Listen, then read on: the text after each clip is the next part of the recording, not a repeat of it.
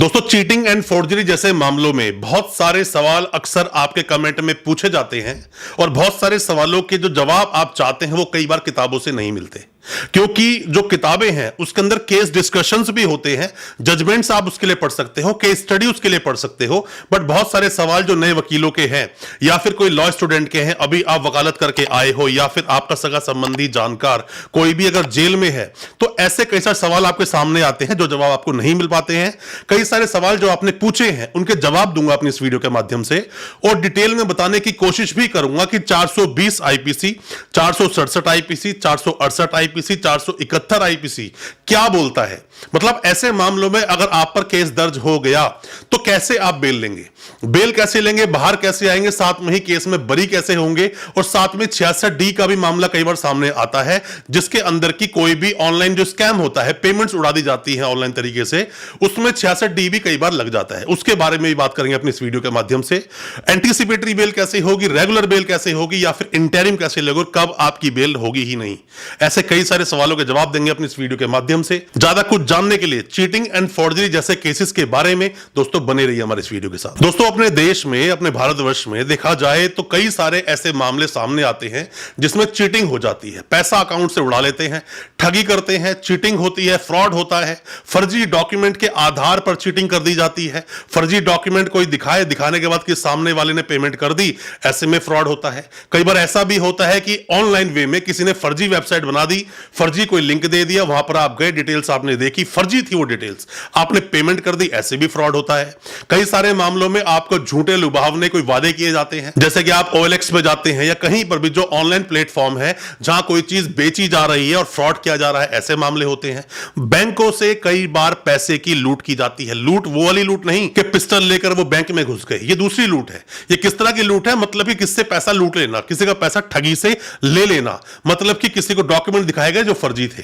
दोस्तों, मान लीजिए कि आपके ऊपर एक मामला है, जो कि मामले 5, 7 या 10 एक मामले आपके ऊपर हो रहे हैं, और सभी मामलों में आपने बैंक के साथ कुछ ना कुछ घोटाला किया हुआ है।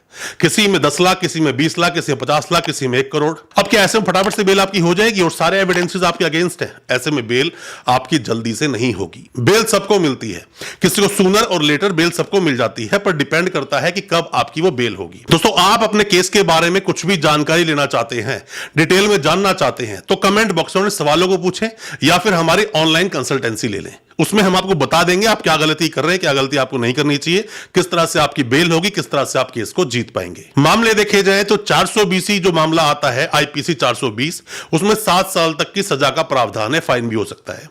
467 की बात करें, 10 साल की हालांकि मेंशन है, उम्र कैद तक का प्रावधान है, उम्र कैद तक की सजा उसमें दी जा सकती है।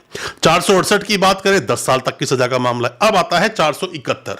471 क्या बोलता है? 471 बोलता है कि दोनों में से जिसमें भी सजा होगी उसकी सजा के अकॉर्डिंग ही 471 चलता है, इसकी अपने आप में कोई सजा नहीं होती है। कोई भी चीटिंग और फोर्जरी का मामला आपने किया, मामला बहुत बड़े अमाउंट का है, और अगर आप निर्दोष हैं तो आपको अपनी एंटीसिपेटरी बेल मूव करनी चाहिए। पहले सेशंस कोर्ट जाओगे, नहीं हुई हाई कोर्ट जाओगे, नहीं हुई सुप्रीम कोर्ट भी जाओ। सुप्रीम कोर्ट से बेल नहीं भी हुई, कोई ना कोई रास्ता आपको वहां से मिल जाएगा, उस रास्ते को आप फॉलो करो। और साथ में ही अगर आप निर्दोष हो तो आपकी बेल कंफर्म हो जाएगी। कोई भी लॉ स्टूडेंट जो हमारी वीडियोस को देखते हैं, कई सारे लोग जो कानूनी जानकारी लेना चाहते हैं या उनका सगा संबंधी जानकारी या खुद उन पर कोई केस हो गया चीटिंग एंड फोर्जरी का, उन सभी के लिए ये बहुत सारी वीडियोस जो मैं चीटिंग एंड फोर्जरी पर लेकर आता हूं, अगर ये सारी वीडियोस आप सीक्वेंस वाइज भी अगर देख ले तो मेरा मानना है बहुत हद तक पूर्ण तरीके से अपने आप को आप जानकार बना लेंगे। पर बाकी पूरी जानकारी के लिए सीआरपीसी पढ़ना पड़ता है, जो उसमें बताया गया प्रोसेस कोर्ट में कैसे चलेगा। आईपीसी के सेक्शंस के बारे में मैंने आपको बता दिया।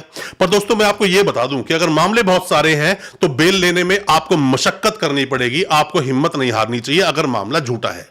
और अगर कोई 1-2 मामले हैं तो बेल आपकी जल्दी हो सकती है, पर यह बोला गया है कि कोई भी मामले अगर पैसे से संबंधित है तो पैसे का निपटारा करके ही बेल दी जाए। हालांकि यह भी बोला सुप्रीम कोर्ट ने अपने जजमेंट्स में कि कोई भी जो कोर्ट है वो कोई रिकवरी एजेंसी नहीं है, रिकवरी एजेंट नहीं है कि पैसे की रिकवरी करवाएगा। पर हां, अगर किसी के साथ चीटिंग हुई, फ्रॉड हुई, तो उसकी बातों को सुनेगा और ऐसे में इंसान को जेल में रखना तय होता है, जेल में रखा जाता है, बेल नहीं दी जाती है। पर मैं एक बात और आपको बता दूं, सुप्रीम कोर्ट का जजमेंट यह भी है, वो ये भी बोलता है कि जब किसी को जेल भेजा गया, मजिस्ट्रेट साहब के सामने पेश करके किसी को अरेस्ट किया गया, तो ये जो टाइम है चार्जशीट लगने का, इसमें इन्वेस्टिगेशन को कंप्लीट किया जाता है, ना तो ये प्यूनिटिव है और ना ही प्रिवेंटेटिव है। मतलब सजा नहीं है ये सिर्फ एक इन्वेस्टिगेशन का पार्ट है। इन्वेस्टिगेशन पूरी होगी, उसके बाद आपको बेल दी जाती है। अगर मामला बहुत सीरियस बनता है आपके अगेंस्ट, तो हो सकता है कि डिस्ट्रिक्ट कोर्ट से आपकी बेल ना हो, high court supreme court bell आपको दे देंगे। हाई कोर्ट में जाइए या सुप्रीम कोर्ट जाइए। अगर एंटीसिपेटरी बेल लगा रहे हैं तो वो भी मिल सकती है, रेगुलर बेल लगा रहे हैं वो भी मिल सकती है, इंटरिम बेल लगा रहे हैं वो भी मिल सकती है, बशर्ते कि आपने केस को ढंग से समझा हो। कोई भी वकील साहब ने, आप क्लाइंट हैं, आपने उस केस को अच्छे से अपने वकील साहब को समझाया हो। क्योंकि होता क्या है, कई बार कई सारे वकील होते हैं जो 10 साल 20 साल की प्रैक्टिस में है। मान लीजिए 20 साल की प्रैक्टिस में कोई इंसान है, टोटल ही उसने 20 केस लड़े हैं, तो 20 केस लड़े हैं, फैमिली से बड़ा स्ट्रांग है, फाइनेंशियल बड़ा स्ट्रांग है, उसे पैसे की जरूरत नहीं, तो कभी कभी वो कोर्ट जाते हैं। ऐसे में वकील साहब के पास केस गया तो उन्हें उतना एक्सपीरियंस नहीं है, मतलब केसेस लड़ने का एक्सपीरियंस नहीं है। वो कोर्ट तो जा रहे हैं, उतना टाइम उन्होंने वहां पूरा किया है अपना कोर्ट में, पर उतना एक्सपीरियंस नहीं है। यह देखा जाता है किस वकील ने किस केस पर कितने ज्यादा केस लड़े हैं। जितने ज्यादा आप केसेस को लड़ते जाओगे, उतना ज्यादा अपने आप को और बेहतर से बेहतर बनाते जाओगे।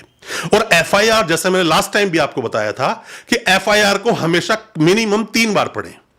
जैसे केस आया एफआईआर को पढ़ें, उसके 5, 7, 10 घंटे के बाद फिर से एफआईआर को पढ़ें, और फिर नेक्स्ट डे भी एफआईआर को पढ़ें।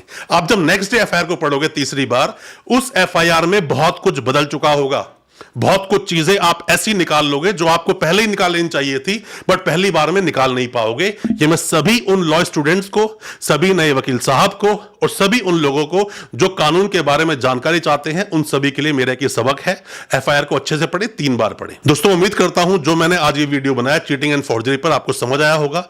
अच्छा लगा आज का वीडियो, हमारी वीडियो को ज्यादा से ज्यादा अपने दोस्तों, परिजन, परिवार तक शेयर करें, ताकि वो भी अपने आप को कानून जानकार बना सकें। और हमारे चैनल को सब्सक्राइब करना बिल्कुल ना भूलें, साथ में लगा बेल आइकन जरूर दबा दें, ताकि इसी तरह की लीगल अवेयरनेस की वीडियोस आप तक पहुंच सके सबसे पहले। बहुत बहुत शुक्रिया दोस्तों, धन्यवाद हमारे इस वीडियो के साथ बने रहने के लिए।